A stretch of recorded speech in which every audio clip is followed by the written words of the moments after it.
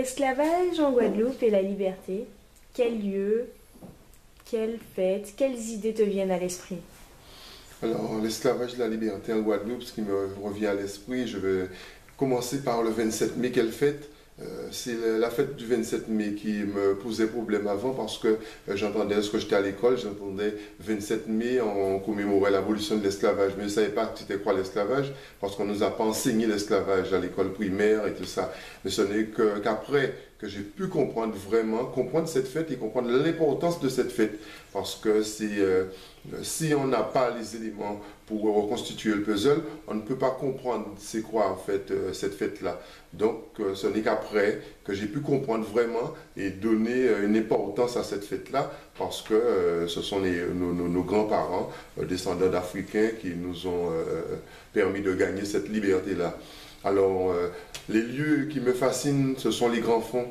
Les grands fonds parce que c'est cette micro-société qui a été développée autour des mares, autour des arbres endémiques que cette région-là, qui appartiennent à cette région-là, autour de l'environnement, de la faune, la flore de cette région-là. Donc c'est cette région-là qui me fascine. Lorsque je passe dans les coulées, dans les ravines, dans les fonds, j'essaie de penser un peu au Nègre-Marron et c'est là que l'émotion arrive et c'est là que je sens quelque chose. Donc c'est ce lieu qui me fascine. Et les idées, c'est justement, on se pose beaucoup de questions, comment l'homme peut réduire l'homme à cet état-là et faire perdre à l'homme aussi son humanité.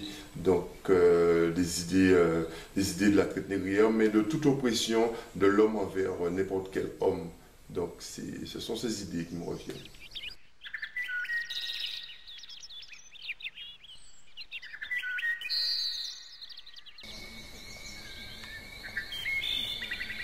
Le nom même de ce plateau-là, c'est le plateau de Kosmadec. Pourquoi Kosmadec? Parce que c'était un petit blanc qui possédait quelques esclaves qui habitaient là. Donc après sa mort, les parents ont hérité ce terrain-là. Et donc ça appartient aujourd'hui à la famille. Et on est sur un morne, au sommet du morne. On appelle ça dans notre jargon le plateau. Et donc on a une très très belle vue derrière nous. Et on voit les plaines du Moule, de Saint-François. Et on voit même la mer aussi. Donc je peux venir ici méditer, respirer et prendre plaisir à voir une belle vue. Donc voilà.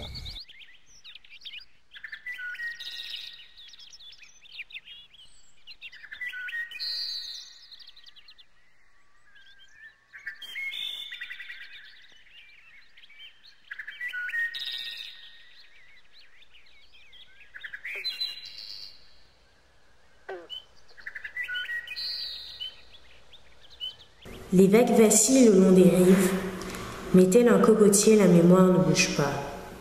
Elle nous permet d'éviter la dérive. C'est elle qui fait de nous ce que nous sommes là. Autant de galets que de révolutionnaires. Mais est-il vraiment possible d'oublier Schellcher? Le rivage loin, aussi loin que 1848, et pourtant si proche de nos esprits. Cela fait longtemps, si longtemps que nous avons viré de bord. Les côtes sont si éloignées pourtant. Le bateau se rapproche. Cela faisait longtemps. Si longtemps, et je n'ai pas oublié.